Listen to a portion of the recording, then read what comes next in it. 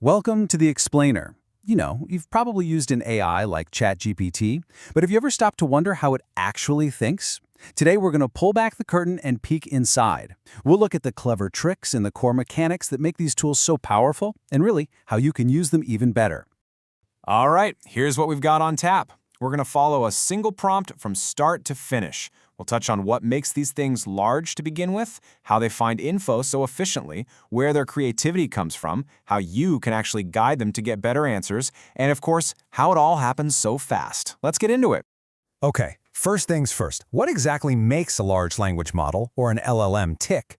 The whole architecture is super complex, but its main job? It's actually surprisingly simple. It's built to do just one thing, but do it incredibly well. Predict the very next word in a sentence. Yeah, that's really it at its core. An LLM is basically a super powerful probability engine. So if you give it a phrase like, a teddy bear is a soft, it's instantly crunching the numbers, calculating the odds for every single word it knows that could possibly come next. Toy, friend, animal, each one gets a score. But, and this is the key, it's the large part of the name that makes it so much more than just, a fancy autocorrect. So why large? Well, it's large in three really big ways. First, there's the model size. Just try to imagine a brain with hundreds of billions of little knobs, they call them parameters, that hold all of its knowledge. Then second, you've got the training data. It learned all this by reading a huge chunk of the internet. We're talking trillions of words. And finally, the compute power. It takes thousands of super powerful computer chips working together just to get one of these things trained and running. Okay, so you've got this massive brain, right? So you'd think the entire thing has to light up for every single question you ask it. But that would be, well, it'd be like using a sledgehammer to crack a nut. A huge waste of energy and just totally inefficient. Right? Of course not. You go straight to the math expert. And believe it or not, modern LLMs do something very similar. They've figured out how to work smarter, not harder. They don't just turn on the entire brain for every little thing. And here's the really clever trick. Instead of what's called a dense model, where basically every part of the brain is working on every problem, they use a sparse approach. It's called mixture of experts, or MO for short. Just picture a super smart router right at the front door. It reads your question and then zap, it sends it only to the parts of the model that are experts on that topic. This is just a brilliant hack for efficiency. So if you ask a coding question, that router sends your request straight to the coding experts. If you ask about, say, ancient Rome, it goes to the history experts. And the best part? The rest of the model just chills out. It stays dormant, which saves a ridiculous amount of energy and lets the right specialists handle the job. All right, so now the right experts are on the case. But how do they actually pick the words to use in the response? Now you might think, well, they just picked the most obvious, statistically likely word every single time. But if they did that, you'd get a super boring and repetitive AI. Yeah, think about it. If it always picked the most common word, every answer would be identical, super predictable, and let's be honest, pretty dull. So where does all that creativity come from? How do we get those interesting, diverse, sometimes kind of weird responses we see?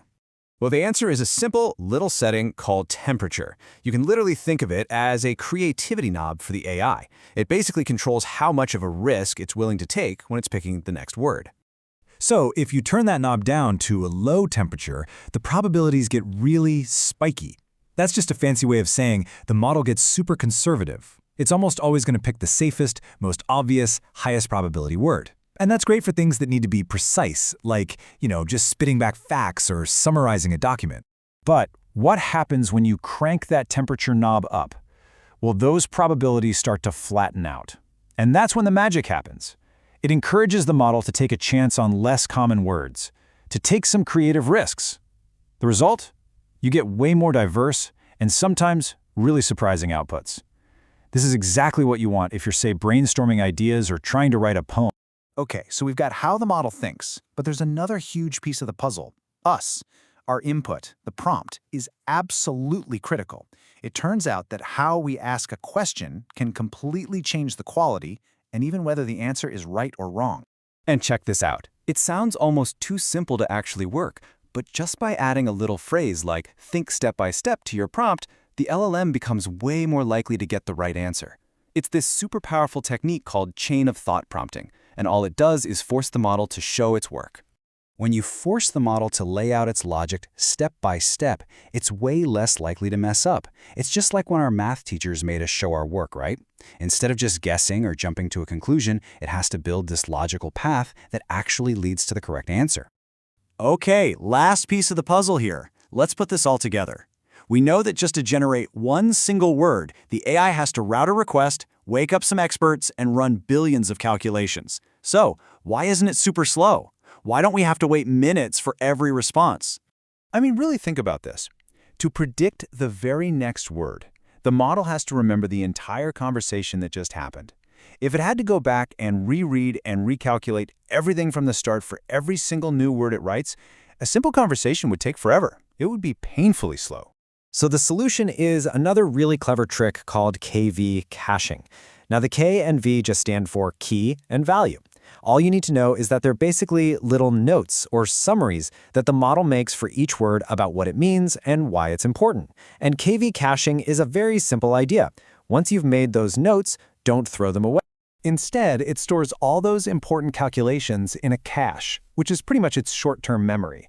So when it's time to generate the next word, it doesn't have to start from scratch and reread the whole conversation. Nope, it just grabs the notes from its cache and boom, the whole process is dramatically faster.